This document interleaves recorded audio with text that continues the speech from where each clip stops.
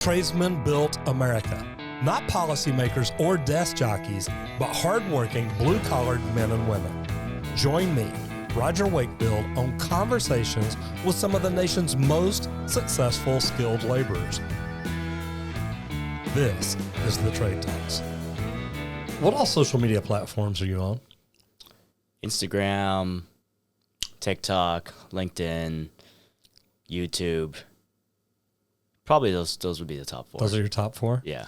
Did you have any idea when you started plumbing that you'd be doing any of these things? Not at all. Not at all. Never thought about in a world that I thought I was just going into plumbing for plumbing. Right. Never would I think I would be stepping into the content creation world, the influencer world, as people would call it. None of that. It's a crazy world, isn't it? It definitely is. And it just turned everything upside down and kind of got me spinning on different ideas on kind of how much I like the trade and how I want other people to portray it and how to bring them in. That was kind of the goal afterwards, which initially when I went into the trade, I never thought about any of that. I just thought about, oh, okay, how can I make money? How could I do something aside from the education that I had and what my parents wanted me to do? And, you know, somehow it slid into becoming an entrepreneur. So what did your parents want you to do? When you were growing up, what did your parents want you to do? You know, being Asian, there's always that ethnicity card that I play. It's just that people want you to be doctors or lawyers or, you know, something of some sort that's a professional. They didn't really have a lot of things they wanted me to do, but just have good grades. And essentially when I went to university finally with the good grades that I had, I went to engineering. They were happy with that, but they didn't really have a plan of what they wanted me to do. I guess as long as your grades were good, that's all that mattered. That's all that mattered. You're proving yourself every day. Yeah. You went into engineering. Yeah. Did you stay for the whole time? No, I went to first year. And when I went to my first year, I had so much freedom, too much, actually, as a young kid. It happens. You bet. Yeah. And then when I had that, I probably failed, 5 out of 6 of courses. And that's when I was like, you know what? Maybe engineering is not for me. The good grades didn't happen then, did No, they? the good grades didn't happen because it was just, it's hard to say because as I went in there from an east side versus a west side kid, my parents had the money to get me through all the tutors and everything else that helped me get through that school. But there's still a little bit lacking on that side. But I think the biggest side that lacked was whether I wanted to do it or not. And because I didn't really like what engineering was, or I didn't even know what engineering was, I never really focused on it and just didn't get far. It's really funny because me and my son were talking about it on the live stream this morning. I remember in either the 5th or the 8th grade, they gave us this aptitude test that would tell you what good career choices you would have. One of mine came back as an engineer. Really? I can see that. And my thought is, I don't want to drive trains for a living. That would be no fun. I had no idea what a real engineer was. So it was funny, but that was my thing is I'm never going to be an engineer. And now it's like, I know so many mechanical engineers that it's like, yeah, I probably could have done that too. I guess that's the mind process, right? Like you just don't know. They don't really, the school system doesn't really prepare you enough to tell you what all these titles really mean. Aside from a doctor or a lawyer, you're just Which we know what those are. Yeah. An engineer, you're like, there's so many kinds, my gosh. Biochemistry, there's civil, there's mechanical, there's electrical, there's software. It just went, there's just so many that even for me, I didn't even know what I wanted to go to, but by the time I was in there, and that I think that's just sort of went towards the confusion of what am I really doing? So what got you into plumbing? The funny part was, parents expected a lot from me at the same time, but they also knew that if engineering wasn't something for me, they told me to try plumbing. So they said they had other plumbers that went to their house and they made good money. They have like 4 or 5 houses. They were retired, this and that. And, for me, I was just like, what the heck? I couldn't find a job during that time. I think I was like, 16, 17 when you're out of high school. And I started putting resumes for Gap and Superstore or Best Buy. You bet. I worked at the Gap. Did you? Yeah, I did. Damn. While See, I always while I wanted. was still in high school. I've always wanted to try retail, which is the funniest part. I want to talk about that later. But yeah, they told me to try plumbing, and so it went to this point in my life. I wouldn't even, quarter life crisis or something. I don't know, teenage crisis. Yeah, I was gonna say it ain't midlife. You're nowhere near it. No, not yet. And what I thought about was like, if I sucked at engineering and I failed, and I had all the time to play the games that I wanted during that time, and it just got to a point where I didn't want to wait for my friends to get off of their work or their school until I start gaming with them. So I thought, man, if I really want to do something and I'm going into plumbing, I want to be one of the best at it, if not the best. I love that. And that's when, I set everything up, got signed up, and I got into plumbing, not knowing what it was, but actually having the mindset to do good in it. And, everything just turned out great, and it brought me here today. Okay, now, Canada's a lot different from the United States. A lot. So take just a minute, tell everybody who you are, what you do, and where you're from. I'm Terrence Chan. I'm from Vancouver, BC, Canada. What was the other question? I'm terrible at this. Where you're from and what all you do. I own a plumbing and heating business out in Vancouver. We do work for service. So a lot of our jobs are based on small jobs based in residential homes or light commercial work. We do a lot of heating. We're starting into HVAC.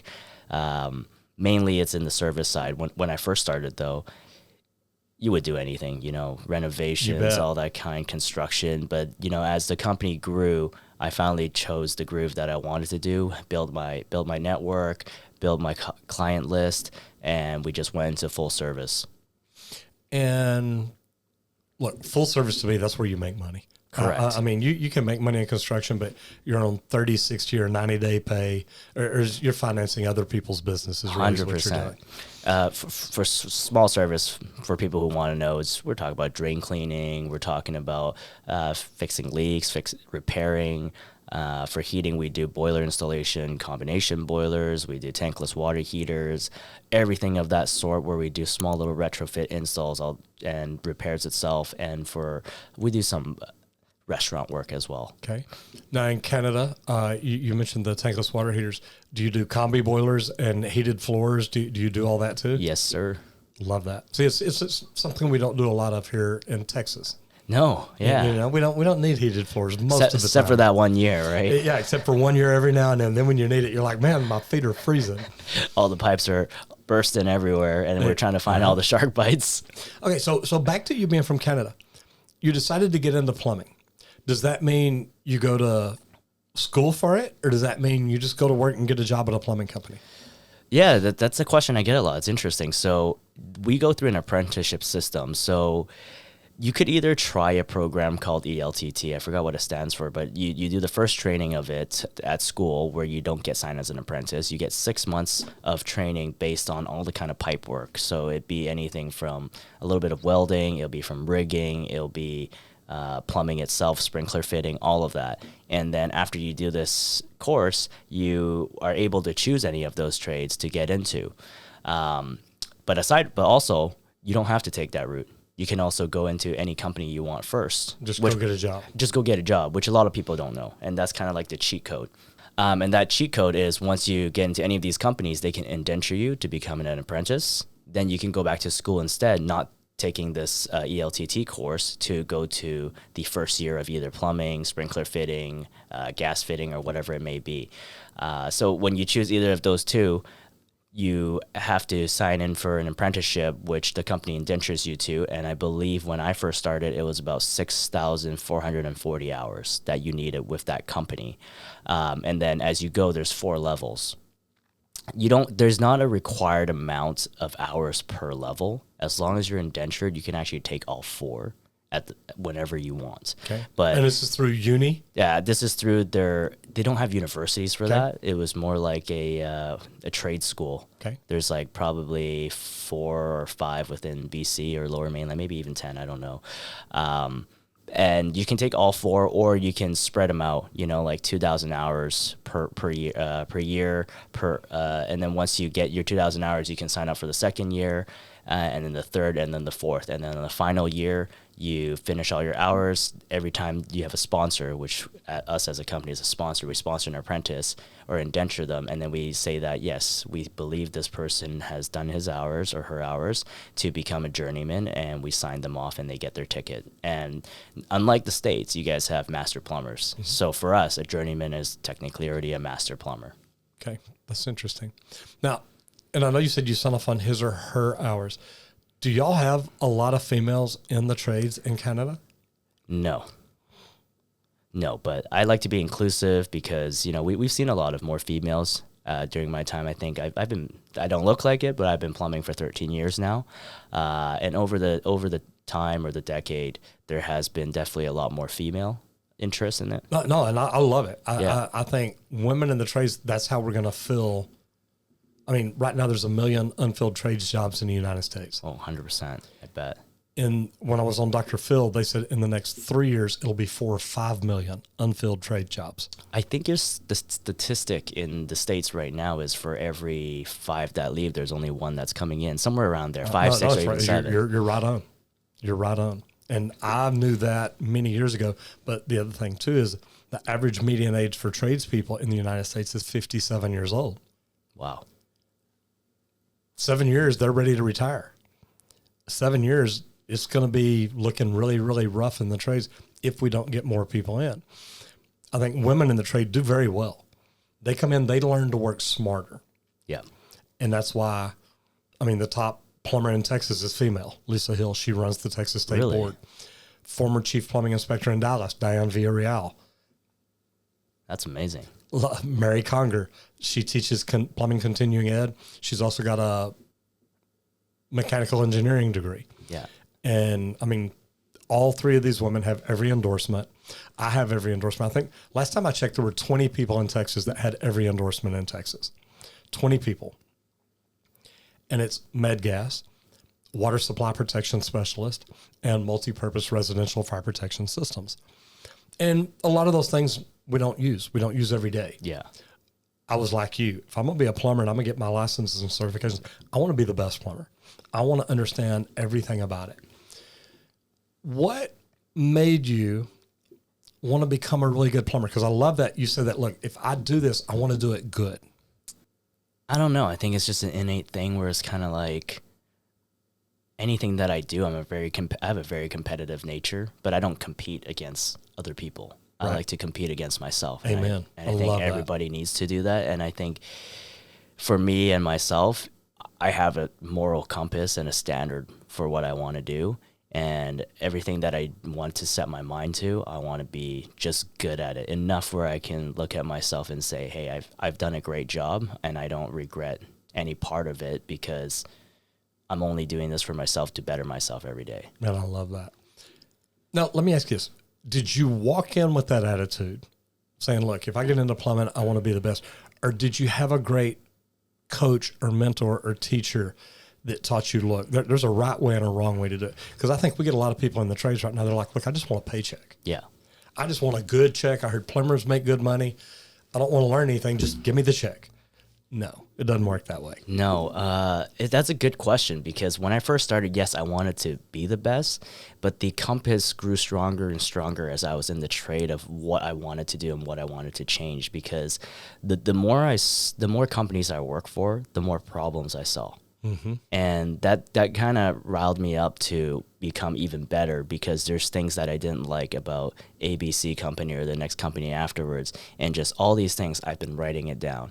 You know, a lot of people, they see social media. You and I both know. We see it all the time. You know, you see social media and you think, this guy just makes videos for a living. This guy's a joke and blah, blah, blah. He's having a great time in his life. Yeah, that's social media. That's what we want to show. We're entertainers, right? But to get behind that scene and to grow all of that, they don't see the hours we put in or, you know, everybody puts in. I wrote down everything. You know, from the bad reviews each company got, from the things I don't like of how they ran their company, from how they treated their employees, from how they brought new people in, how they treated apprentices, how they did their training, all of that was written down that it was a script that I wanted to completely change. And, you know, you and I both know from what I do and what you do, That's what we're here to change all the time, yeah. to make sure that, hey, we're flipping the script to make sure trades is something that you want to be in. Mm-hmm. Trades is something amazing. We want to take out that misconception of what it means to be a man.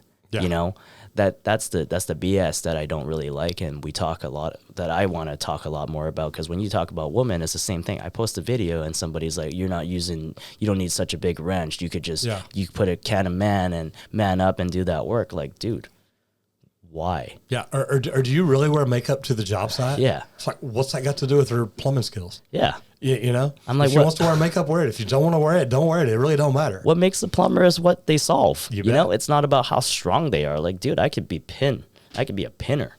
But if I can solve your plumbing issue, I can make this customer happy. Absolutely. And they could live the rest of their life without a clog.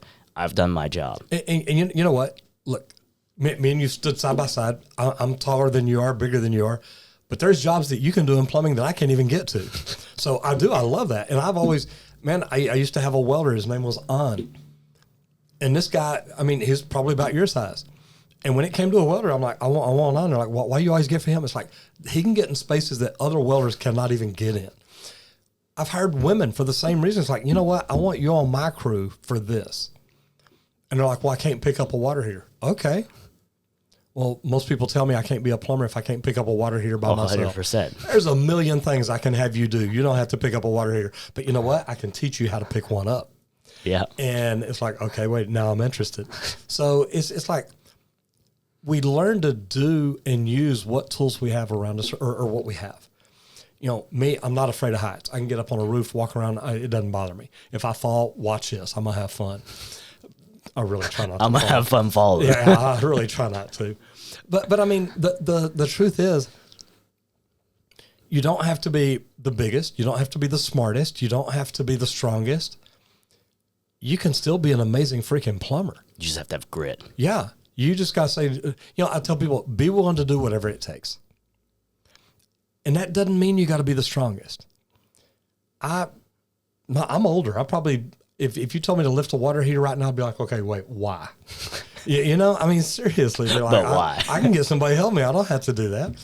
But I've done that too, where it's like, hey, you tilt it back, get it up. I'm going to lay under it and hold it because we're trying to maneuver it in weird positions.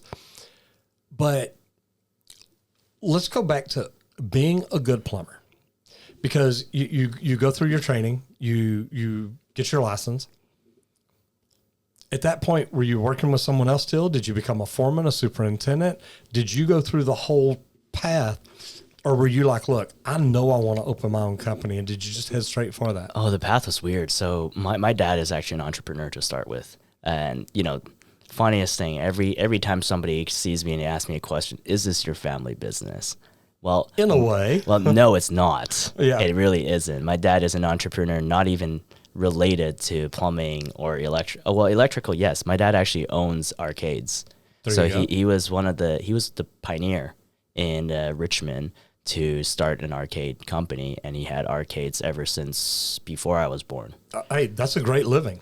That was a great living. It was fantastic, and we had like 7 stores at one time. So if you were a gamer, why didn't you just continue the family business? Say, look, I'm going to open my own arcade.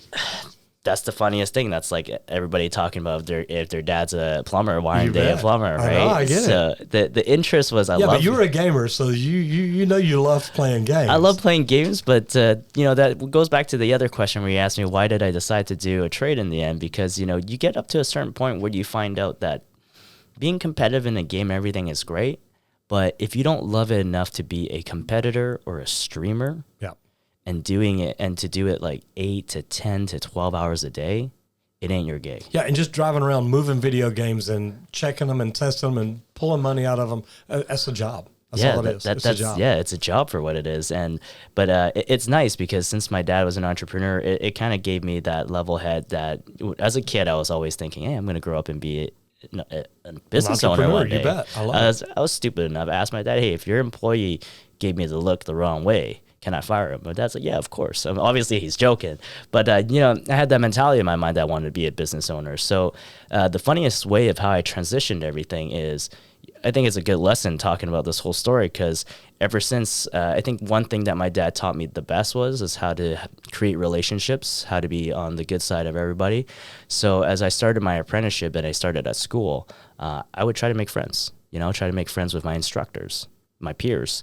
And even then when I finished school, I would buy liquor for my instructor. I would give it to the head. I would give it to the second head, and I would give, it sounds like I'm giving them heads. But I would give them liquor. I try to keep in touch with them, have that contact. And then and then they helped me get my first job, actually, because during that time that I finished my apprenticeship, I'm not finished, but finished my first level, it was actually a recession. So he got me into my first job, which was commercial plumbing. And then after about 8 months or a year doing it, I got hurt. But even then, he reached out to me, and there was a new opportunity, which very rare opportunity, called to become a manufacturer sales rep.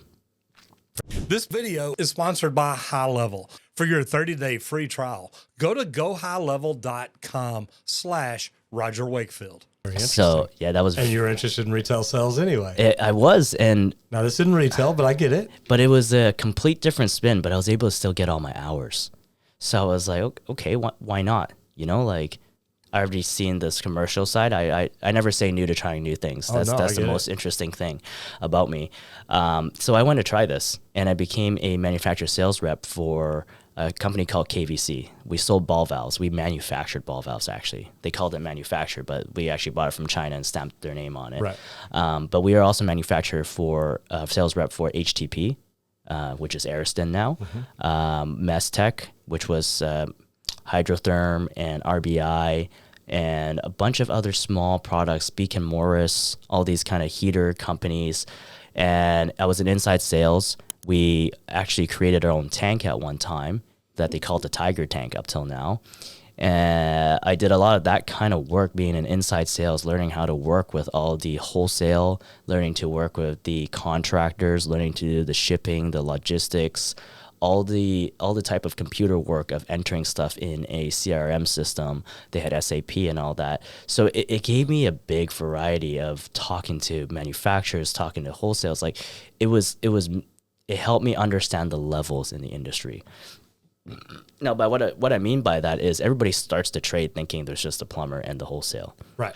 But there's so many layers of the cake. I'm just a plumber. I'm going to deal with poop every day. That's my life. Get used to it. Yeah. Yeah.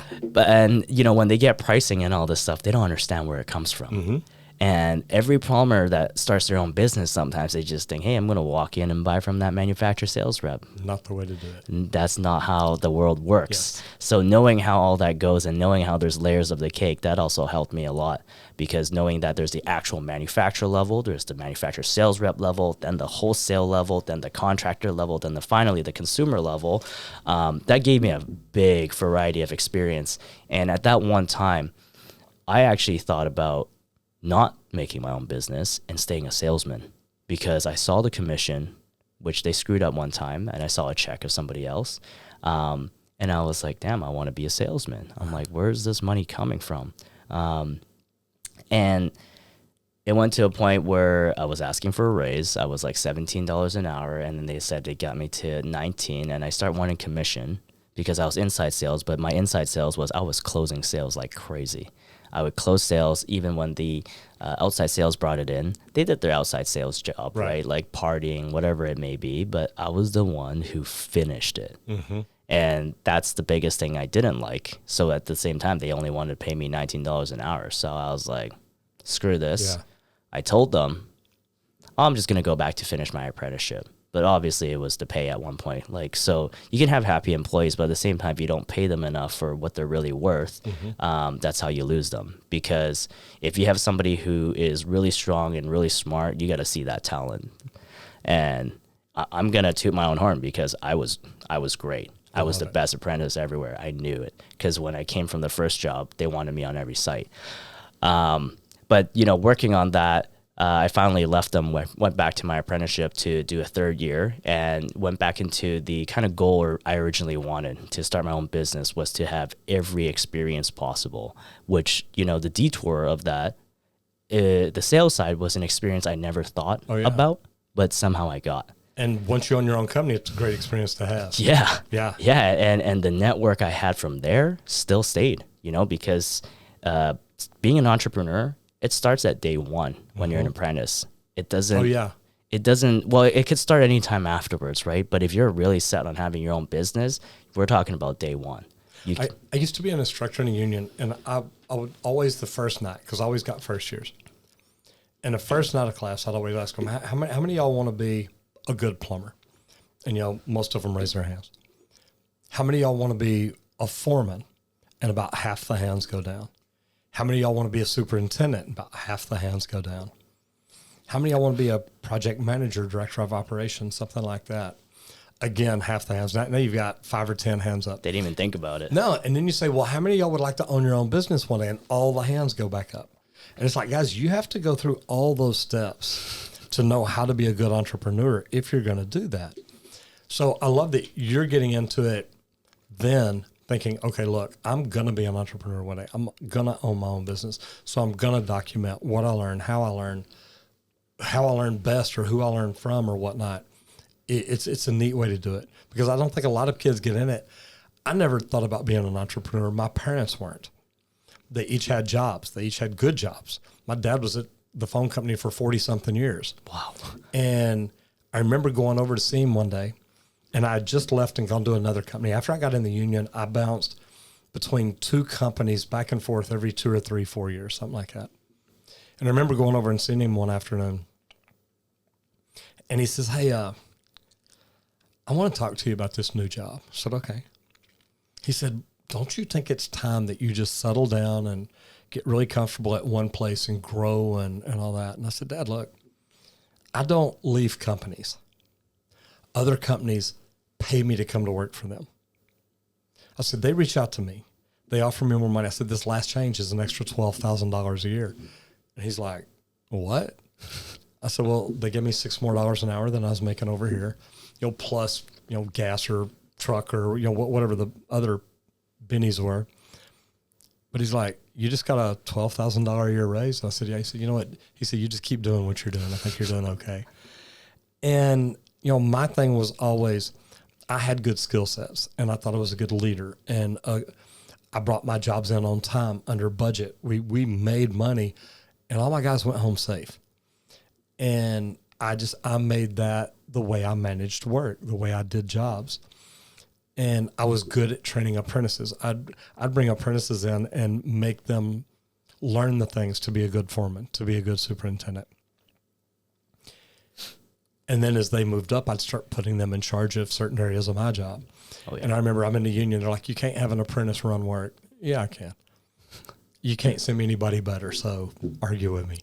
And I did. I fought my union a lot, but my job was to get the job done on time. Be good enough to call the shots. Yeah, yeah. And the owners of my company stood up. They're like, look, Roger makes money, so don't mess up his job. So it was really good. And the apprentices that were under me that wanted to learn and wanted to grow, they enjoyed it, because they're like, look, Roger educates us. And eventually the union came to me and said, hey, we'd like you to become an instructor in the union. So I did that. So I loved it. How many years did you do teaching for? I was teaching for about 4 years in the union. Wow. Okay, you got a long history. It's just, man, I loved it. It's what we do every day. Yeah. You're teaching people right now. Yeah. And it's what we do. Yeah. It's just like you. Like, we've both been through so many of the experiences that brought us to where we were. And it's neat. So to go back to the story, that's what I was thinking about the whole time, planning it out, thinking in my head from day one, I got to do construction plumbing, but not just one. I got to do commercial, I got to do residential, and then in the final industrial step, if you can. Yeah. Never wanted to do that. I did that too. So yeah, I've done all of it. I would have loved that, but I was too small for industrial. I honestly thought that too. Yeah. And then I thought I got to do service, and when I do service, I got to do commercial and residential as well. So that was already set in my mind that I had to go to every company that did these things. So in that time, I switched about 5 companies. So in the 3rd year, I went to a service company that did a little bit of commercial work, which was great. And then that one time, the guy was razzing me, blah blah blah. Long story short, I didn't want to work for him. So I left and then went to another company because I went to school, and I met another guy who owned a business who was lucky enough to do, who I was lucky enough because he did high-end construction. So we were talking about, wow, 20 million, 30 million, 30 million, even $50 million homes. These homes were ginormous. Crazy. 20,000 square foot homes, 30,000, 50,000 square foot. These houses were huge. So I had the experience of that. It was almost like a light commercial job as well. And it got to a time that he said I was too slow or whatever. It was just, I think it was one of the things that I think when you're an owner, maybe he was young as well, but I think that people have the mindset that if another person wants to be an owner, it's to kind of like hold them back. Yep. But if there's any advice I could give for anybody out there as a business owner, you cannot hold back an entrepreneur. Absolutely. If there's anything you should do, is help them, because if they can do it, they will do it. And it will have nothing to do with you holding them back or not. Well, do you know Shay, plumber dude? Yes. Okay. He used to work for me. Yeah. And then Sergeant Plumber over here, he's got his own company too. Brian, he used to work for me. And it's like, I want to make sure these guys understood how to do things right. Yeah, that's all you have to do as a job. And if you can make them happy enough where they want to stay, then they will stay, because at the same time, it's not bad to be the second best of a company, or the third or the fourth or the fifth. And the thing is, if you're second, third, or fourth, you're trying to be number one. Yeah. Because it's the way we are. Yeah. You know, you can tell me I'm second best plumber. Okay, maybe this week, but watch me next week. So yeah, but you still just will make as much, and sometimes you don't have to own your business, right? There's the misconception as well that I know plumbers that sometimes make more than the business owners carrying home. Well, yeah, 100%. You know, there's so much more stress being a business owner as well. Oh my gosh. But I did that, and then I left that company, and I finally settled down to another company that did all kinds of service. And then at that point, again, you know, business owners, again, you know, if your guy's asked for a raise and he's doing a good job, give it to him. Right. You know, don't be that stingy guy and say that, hey, you know, I was topping reviews for this company. We're talking about 60 reviews a month. Wow.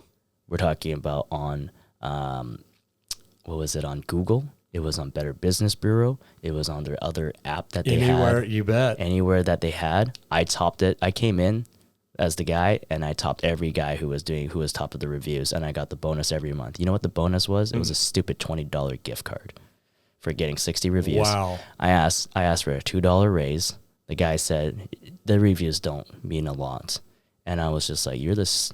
I have no disrespect, but that was the stupidest thing that he told me. Because as a business owner, if your guys are getting you that review, he's a great freaking tech. That is making your business grow. That's SEO right there. Oh, yeah.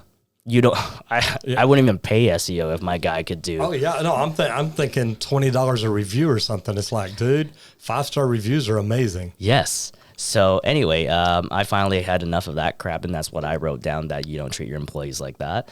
And that's when I started my own business, and that, you know, I had the full runaround of what I told you, the planning of everything and writing everything down that I like and didn't like, and getting enough experience for all sorts of plumbing, and that's when I started my own thing. So, and I love that. When you started your own business, what all did you learn that you didn't even know yet? Nothing. I would say the thing about owning your business is that you will learn a lot of new things, and I don't think those are enough to even say it's what I'm learning, because those weren't important. Those were just minuscule stuff. Like, we're talking about how to pull permits, how to you're right. No, that stuff's easy. Did you start with a good CPA? Did you start with a good attorney? Did you start? Oh, that stuff. Yeah. Yeah. I mean, because when I opened my business, I didn't know anything. No, I didn't know. I'm like, man, what do I do? I didn't know any of that. I just knew how to keep track of the stuff that I did, because all the other companies already had that. So for the systems and everything else, I didn't, well, we're both Jobber people. I didn't start with Jobber. Right. You know, like, I started doing just paper, because I learned from the other company they were doing paper. So it's not a plug, but honestly, a CRM system has been good. I started with M Help Desk, and it didn't do what I needed to do. Jobber reached out, and I finally went into Jobber, so that was something new for me. No, we've used Jobber for us, for Leak Pro, for both. We recently moved over to Go High Level. Yeah. And I don't know if Go High Level works in Canada. I mean, I would assume that it does. It's been phenomenal. It's just been like, oh my gosh, it automates so much stuff. So there's that stuff that you're talking about. You definitely have to learn the numbers. Numbers definitely Know have your to learn. KPIs. Know your KPIs. And it's interesting because I'm not going to say I know everything. I'm just more prepared than anything. But there's things you don't prepare for, and numbers are the biggest thing. Every plumber's biggest problem, as you know, is finding out how much they're making, how to calculate all sorts of that, and being able to keep their books clean, because sometimes you get cash, sometimes you get this and that, then you start spending it, and then you start losing all track of everything, and you're like, hey, why do I have to pay taxes on that? Well, dummy, because you didn't keep track of it. Absolutely. And the bank and IRS or CRA knows that you took money out somewhere, some way, somehow. So those are the things I've learned in the past couple of years only. Actually, it's not that easy that you get to learn all of that right away. But you learn looking at it. For me, I learned looking at my bank account. If it's up, it's good. As long as I'm not trying to spend lavishly, it's always been fine. But as you try to grow and scale your business, what you're trying to learn there is how do you scale it based on the numbers, looking at your overhead, looking at the KPIs, how to explain it to employees, how to make it so that there's a common goal to show how much money this company is making and how it reflects the rest of your company with your mission statement and your core values. So those are the biggest things that I've learned along the way, which is more interesting than when I've started, because those are things I've never thought about. So when you first started your company, were you planning on it just being you for a while? Yes. I don't think there's a plan at all. Like just kind of it's time to do it. Just time to do it. Every entrepreneur is a starter a lot of the times. If you said you had the perfect plan, I really don't think that's... Yeah, you waited way too long then. Yeah, you waited way too long. You wouldn't be an entrepreneur, in my exactly. honest opinion. So right, you're just going to be a business owner at that point. Yeah. So I just went in there and I was just like, I'm just going to do it. And along that path, I was by myself for maybe a good year or two before I'm like, okay, I think it's time to hire another person, because I want to train somebody. I want to be able to get out of the field, right? Every business owner's dream is to get out of the field when you're a plumber. I don't want to be in the truck anymore. Yeah, I don't want to be in the truck. But again, it's not that simple. From what you see that I have today, that I'm not on the field at all, is because it's built over 6-7 years. And I think some people can fast track that, maybe 4 or 5, but it's going to be hard for quality control and everything else to be fully out of the truck or the van as soon as you think. So no, I wasn't thinking of hiring right away, but finally did hire somebody, and slowly learned how to deal with apprentices, because when I was doing all of my apprenticeship, I didn't get a chance to do management. So I guess when you're asking what did I learn, management is another thing that I learned along the way. Managing people, leadership, things like that are key skills. Yeah. And then, it was at a certain point that I had another friend in the trade that came in, that I had another journeyman, and that's where it started off with me starting to hire people. How many trucks are you up to now? 4. 4 trucks. And you still do a little commercial, or is it just all residential service? Just light commercial. Okay. Like very light commercial. If it's certain buildings, jetting lines, drainage lines, sewer lines, and maybe sometimes grease traps here and there. Mainly McDonald's, actually. We do a lot of McDonald's in our area. Cool. How do you make your phone ring? It's a very interesting question. All of it was before just word of mouth. And then from then on, it was a lot of just putting our website out, getting our reviews. I actually didn't even spend $1 on marketing until last year.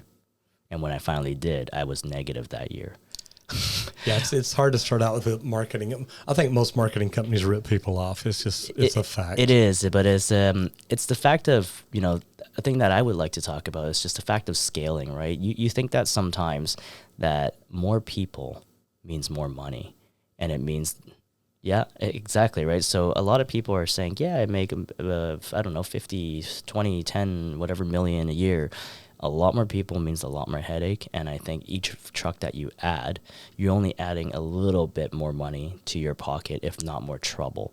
So the way that we are right now with AI, with a lot of automations, a 6 or 7 man company, which we are at now, I would say we're at a capacity of 15 to 16 people because of the amount of automation that we have, that we've taken out so much work from other people.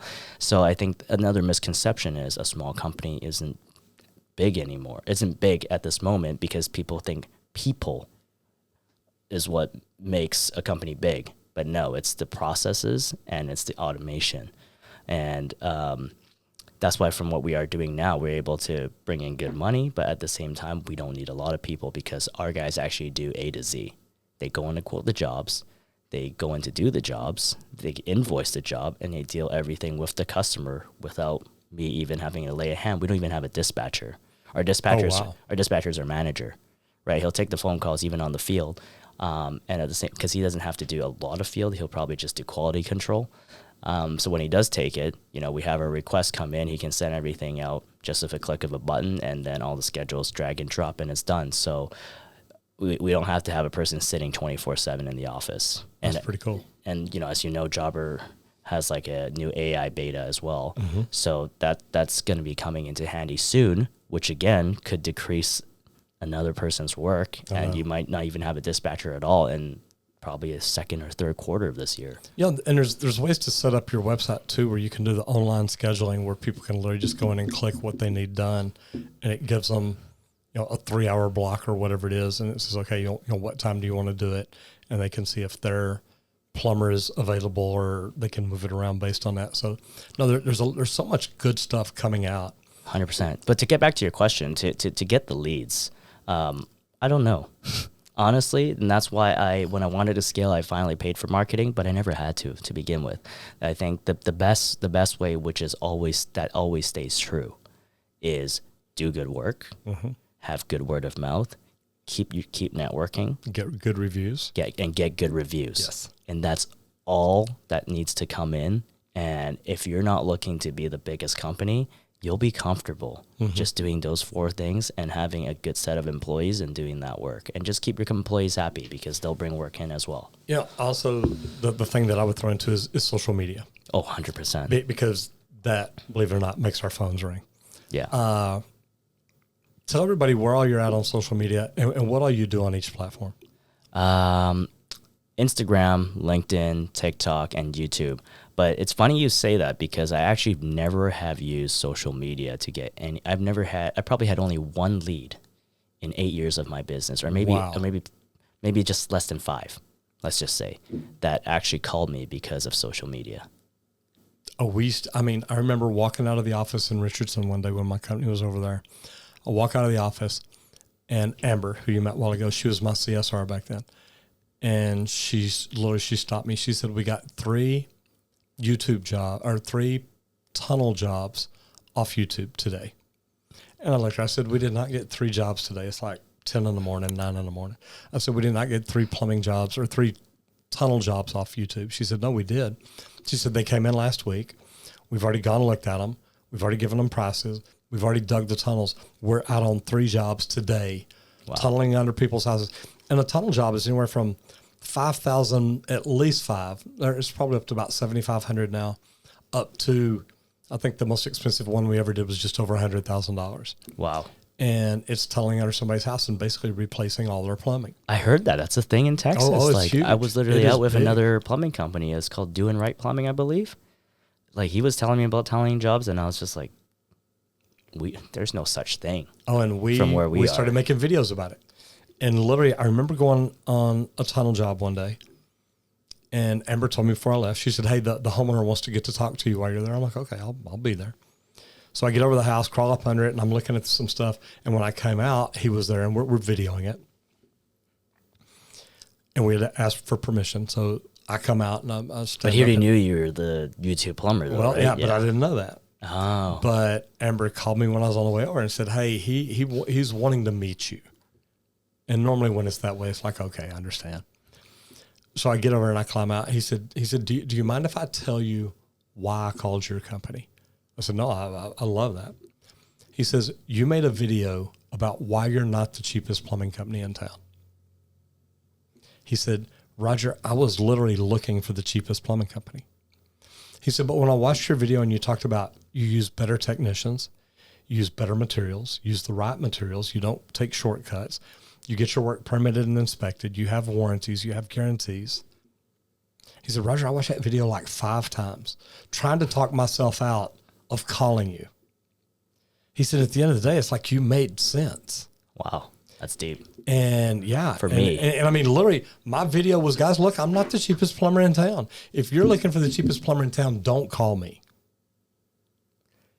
We got more calls off that video because people are like, look, Roger, I'm going through your video and I'm thinking, I don't want the cheapest plumber. I want the best plumber. And the best plumber is going to cost a little bit more. So now I understand that. Yeah. It's interesting that you tell me that. I've always thought in the back of my mind to do it.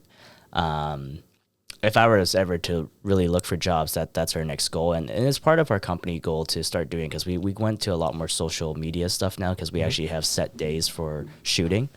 And that's what I wanted to do based on for our company to get more leads as well. It's just that there's so many things that just happen around, because when we talk about social media, what I do for work, I actually do it for a different kind of work, right? Because as a content creator now, I'm more, I wouldn't say I'm more focused on that end, but it's just that there's a new focus as well, that I'm not really trying to bring leads to the plumbing heating company, but I'm trying to bring leads to myself, because I do a lot of sponsored work where we put on a lot of training. A month ago at AHR, the biggest show in North America for heating and cooling, we did our own booth. Like, if you were telling me or asking me what I did earlier, would I have thought that I would ever be a content creator and be able to have a booth at the biggest show in North America for heating and cooling? I would say hell no. Bringing back to the social media work was, I actually sell myself on social media for all these manufacturers to see what we do instead. So instead of the plumbing company, we have the Impetus Media company, which does all the media for a lot of the trades. And just like you, our goal is to bring more people and more interest towards that trade, but at the same time, educate at the show. Because to give a little plug on that is, I've been into so many shows through the past 13 years. I started as an apprentice of that show, and that's where I say I started like day one. I went to these trade shows. I just started going to trade shows like 4 or 5 years ago. When I got invited by sponsors, it's like, hey, come to this show, or we're going to be at this show. And all this. Ferguson's the very first one. I won their Next Expert Plumber contest. Yeah. And they said, hey, we want you to come over to KBIZ, the Kitchen and Bath Industry Show. So I went to it, and I'm like, wow, this is a trip. It really is. And for me, I started 13 years ago, right? So on day one, when I was in an apprenticeship, like maybe half a year in, I already started going to these trade shows. I was shaking hands day one. That is wild. Took every single name card that I could back in the day, put in my wallet. After I finish the day, I will email each and every one of them, hey, it was great to meet you, blah, blah, blah. Even though I knew I wouldn't do much for them today, I knew to keep in contact with that. But anyway, just, I sold myself throughout that time. And finally, when we talked about AHR, we had our sponsors, and we were able to do this educational piece where we actually brought people in to teach them how to build boilers and combi boilers and add in direct hot water tanks and all that. So it was an amazing experience, and that's how I would say, yeah, I do post on those platforms to get there. But what's interesting for me now, on my new focus, has been definitely still the social media side, but I start going to the YouTube side. I know you're very familiar with that, and for me, I didn't want to do it like the YouTube where I'm training or teaching people, but I wanted to show people more about the entrepreneur life of what I really do behind the scenes, instead of just showing you outside of the scenes that, hey, I'm out here at a trade show having this good time, or looking at this, and here's the newest thing. I want to show a little bit of that, but I want to show more about my life of, how it goes there, of how every day is work. Me coming out, I was coming out, the news was I came out for a trading card show, right? Because somehow I got into the hobby of trading cards, but I made it a hustle now. You bet. I made it a hustle where I wanted to flip cards, because everything. You're not in the Pokemon cards, are you? No, it was called a One Piece. So we had One Piece Day. I know a guy that has a huge YouTube channel about Pokemon. Oh yeah, and he put on a conference, and Pokemon cards are like huge. Oh, they're huge. So I think he gave away a $10,000 card. Yeah, wow, it was pretty wild. But yeah, that's how I got the interest of doing that, and I want to show people that world that, everything that I'm doing, I always relate it back to business. My mind just flips all the time, that when I'm thinking like, how am I going to make money all of a sudden? Oh no, I'm the same way. I constantly, I look at revenue streams. What are we doing? Where do we make money? Where can we do better? Where can we make more money? I'm working on all kinds of different things right now that to me bring more benefits to a lot of the different sponsors that I'm working with. Yeah, and that's how social media kind of brought in my business, more of that business revenue stream when we talk about affiliate marketing, when we talk about our sponsors, of that sort. So to answer that question, that encapsulates everything into that. I love it. So what's next for Terrence and his entrepreneurial journey? It's a good question. Definitely hustling for cards because I want to grow my collection. No, that's cool. That's a personal thing that I really want to do. It's just something new. I'm a guy that's adventurous. Everything that I haven't done before, I'll always say yes to. Don't get that wrong in the dirty way. But aside from that, I think for me is to grow YouTube. I really want to grow YouTube on that aspect because I want to show more people as I said before, the behind the scenes of an entrepreneur life, but also behind the scenes of what it's like to be a plumber, to be a tradesman, and the kind of life that you could live if you kind of did this thing and what this life really entails when you really think about how much money a person makes. Because same story I tell my employees, it's not as simple you thinking that this person makes 6 figures plus, $250,000, $500,000, whatever it is, or even $1 million. You can bet your ass that this guy is working 10 times the amount of work than you are. And if you think that you're working your ass off for this guy because you're making him a lot of money, you're not. You're part of the equation. But that person that you're working for that makes that much, he is working substantially amount more than you are. Yeah, that's what I tell people. An entrepreneur is someone who will work 100 hours a week for less money so he doesn't have to work 40 hours a week for somebody else. Correct. And to work 100 hours a week is no big deal. It's because we like what we do. You bet. And the opportunities that come along, it's like, well, wait, if I'm sitting at home or if I'm just working 40 hours a week, I'm not going to be able to do all this other stuff I want to do. You won't be able to meet people. And I was up here all day Saturday, so I completely get it. Hey, that's, for me, I made a work out of it, right? For the social side of the aspect, coming to see your side of it with the trading show. I wanted to make sure that I had that extra day to come out to see you because it's a great experience to network with you again and just see, hey, how does this whole operation work? No, I know. And you get to come and see the studios and everything. You're like, wow, dude, this is crazy. I'm so amazed. I'm not surprised, but I'm amazed. It's a trip. But I love what I do. And, to be able to buy this property out here and do the things that we're trying to do, I've got people coming out tomorrow to look at the event center. I'm wanting to build a 6,000 square foot event center so I can invite tradespeople in. You were telling me that ever since Miami trip, and I was like, that's like, exciting. Man, we've been working on it, and we finally got the land. I've had a company that kind of jacked us over on coming out and doing an engineer report, and we're looking at building ponds. I mean, we're looking at doing all kinds of different things. So it's like, there's a lot of work goes into it from the back end. And I'm still trying to be the social media plumber doing everything that I'm doing there. So it's busy. But you see my team. I've got a great group of people helping me. It's not just you. That was the crazy part. What I always say is I'm not surprised, but I'm just amazed that it takes that kind of team and like everything that you have so far for even the videos that you've been doing. Because, behind the scene of a YouTuber, I'm just thinking, oh yeah, Roger just went in and made a video. I know there's lighting, I know there's cameras and everything, but the team behind it, I'm like, blows my mind. This video is sponsored by High Level. We've partnered up with High Level because we believe this is the best all-in-one sales and marketing platform to help you grow your business. For your 30-day free trial, go to gohighlevel.com/Roger Wakefield. Literally, before you got here today, I shot 3 videos. Wow. All talking head, all in the studio. Randy's doing some work down in the barn to get ready for a video that we're doing down there.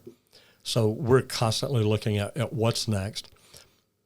When you go to conferences, do you only go to trades conferences? Yes, for now. I've already been to... You were at some other ones lately. I've seen on social media. I was at Russell Brunson. ClickFunnels, with Tony Robbins and Andy Elliott. How was that? It was great. I mean, Andy Elliott's so freaking cool. I got to talk to him. That was neat. In 3 weeks, I'm headed to Brendan Burchard with Ed Milet, and I think Mel Robbins will be there.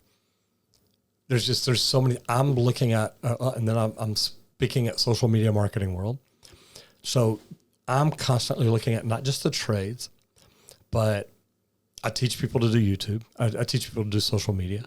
I teach them speaking. I just, there's so many different things I'm working on that to me have been amazing. So I quit going to just trades conferences and started looking at social media conferences, speaker conferences, business conferences, things like that. And it's been great. I definitely want to see that side one day.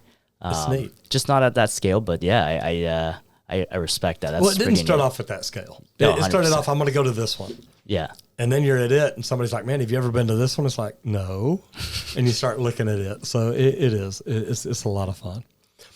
Tell everybody, Terrence, where all they can find you and connect with you on social media and your channel names and all that. Same all the channels I've mentioned before. It will be at the THE__ impetus. So IMPETUS. Cool. YouTube. Instagram, TikTok, LinkedIn. LinkedIn would just be my name, Terrence Chan. Are you on, You on anything? Facebook too? Yeah, I'm on all those. Facebook as well. Yeah, sorry, I keep Facebook is a new one to me because it was always Instagram. I mean, Instagram's always Facebook, but that's a newer one to me as well. When I got into Facebook, it's just that a big social media guy that I love watching is Gary Vee. Like Absolutely. he talks about being on 7 platforms. I don't even know what the other 2 are, but I know I'm on those 5. But if I can find 2 more, yeah, probably we'll be on X.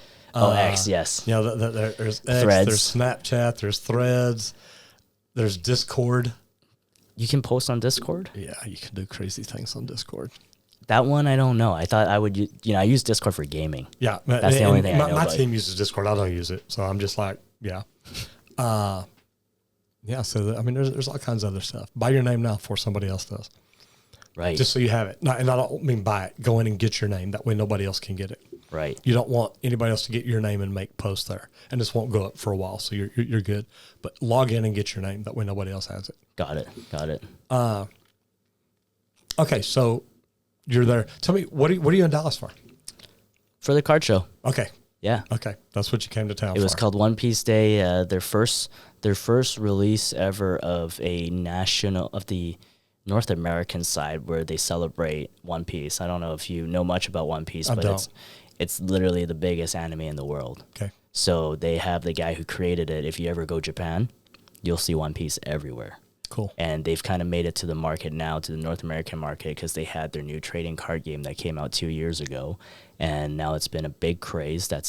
People don't know it's a sleeping giant. It's picking up on Pokemon. I would say substantially more players than ever on a trading card game. So that's kind of where I got my focus on, because apparently I started having a like in shiny cardboard. Like I like collecting stuff here and there, but I never really had the reason to. But why people ask me why don't I collect Pokemon cards is I just don't like Never Pokemon. got into it. Never You got bet. into it. I don't like Pokemon that much. But this anime, I grew up watching it, so I decided to kind of put it in there and make a collection out of it. I went on a plumbing job one night, and this young girl had come into her mom's house, going to school at A&M, and she's at her mother's house and clogged up the toilet. So I get over and I stop it, and I'm talking to the young daughter, and I said, so what are you going to school for? And she's like, well, I'm going to do this. I said, no, look, quit. Do social media. I said, you come to work for me. And her mom started talking about her niece, so this young girl's cousin, anime on YouTube, in high school, making $700,000 a year. Jesus. And she was bored. She's like, I'm quitting. I'm done. And just got tired of it and walking away from it. It's like, If you have $700K to make, you can be bored anytime you want, bet. girl. You bet. Yeah. Get be as bored as you want. So, tell me about the worst day you've ever had plumbing.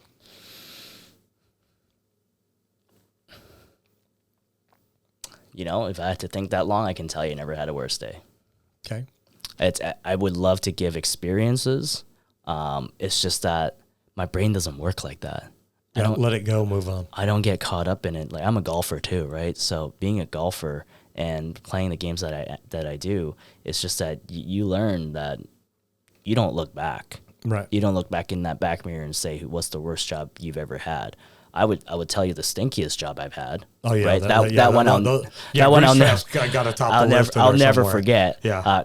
I would say it's close to a grease trap. It's one of those grinder pump traps that are for smoothie machines because there's milk. When I smell curdled milk, I have never yacked on anything, but that's one thing as a plumber I can smell shit all day. Right. I can smell grease traps all day. I don't even have to wear a mask. Right. No, me either. But when I smell curdled milk, Man. holy crap, that was the next level. You know, it's funny. I was working down at Children's Hospital, and I used to get dinner early every morning. I'd go over to I'm going to call it a Roach Coach. Go over to the Roach Coach, buy a package of white powdered donuts and a chocolate milk. And I'd eat my donuts, eat all 6 of them, and then just kill the milk. 6 donuts? Yeah, six the little Okay. bitty donuts, you know? All right. I'd eat those and then just kill the milk and head in. And I ate my donuts, popped the top on my milk, and turned it up, and I'm guzzling it down, and all of a sudden I realized it's soured. Oh. And I am trying to open my door because I know it's coming up. And I mean, I got my donuts and milk and everything. And that was the last time I bought chocolate milk and powdered donuts. I'm like, yeah, I'm good. I don't need that anymore. Tell me about the best day you've ever had plumbing. Best day I've ever had. Have you ever had a big problem or a customer that you just, you saved their life or made their day? Anything just crazy jump out at you?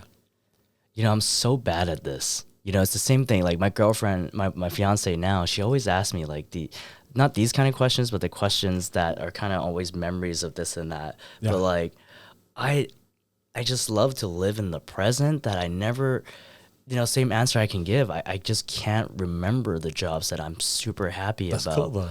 Or what I had as the worst job because I just felt like every day was great that I had the experience to experience that, you know, like you being, I don't want to be that hippie guy. I'm not a hippie at all. And nothing against them, but like, you know, every day that I'm alive, I just love to live it to its fullest. No, it's cool because there's so many people that, you know, the greatest thing in their life ever happened was high school quarterback, and I scored 3 touchdowns and yada, yada, yada. And it's like, dude, that was 40 years ago. I can tell you the best time I've had so far is being here, you know, for the present day. Yeah, it's the best time today, and I'm hella happy. I love it. Cool deal. All right. If you could go back right after you graduated high school, and you're right outside your door when little Terrence comes out the door to go figure out what he's going to do, what advice would you give him based on what you know right now? Buy Bitcoin. The day it comes out. I would tell him to do what he's doing. You know, like the thing about life that I believe in is that everything happens for a reason. And if I never went through any of what I've done, I would never be me to begin with.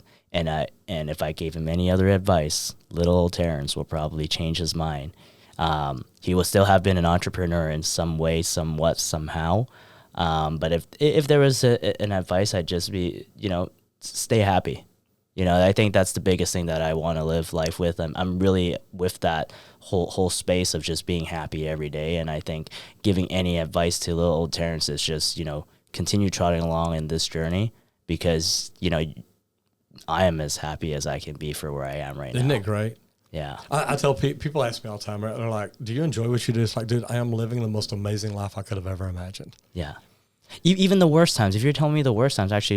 Even when I have bad days, it's like, okay. Now that I think about it, you know, the worst times, it's just, for me in my worst time, I would just say, hiring friends. I mean, I love friends and everything, but I think the worst times when we finally go back to that story, I have something to think about. It's just having to have a friend and then having to fire them or lay them off just because it doesn't work out anymore. Right. Because, it's, you know, every entrepreneur says, almost every one of them, is just they say friends and business don't mix. Or family. Or family. One. Yeah. One of my best friends owns a plumbing company. It's like, I've had to fire everybody in my family. Yeah, it's just because, you know, when you're growing and you do all these things for your business, there's expectations that you have. But when you first started, there's a lot of expectations that you don't know how to put out there. Yep. And I would have never blamed my friend. If there's anything I would say is it was always me to begin with. I did not lay it out properly. I let things get to the way it was, not because I wanted to, it's because I didn't know what it entailed. So, probably the worst day was to say, when you had to fire somebody that was close to you, and then now you have a sour relationship in a certain way that maybe it could have been taken care of, or maybe it would have not ended up that way if you never thought about doing such thing, or hiring your friend, or at least, being able to even know the smallest things, right? Having an employee handbook, having things written out, having things signed.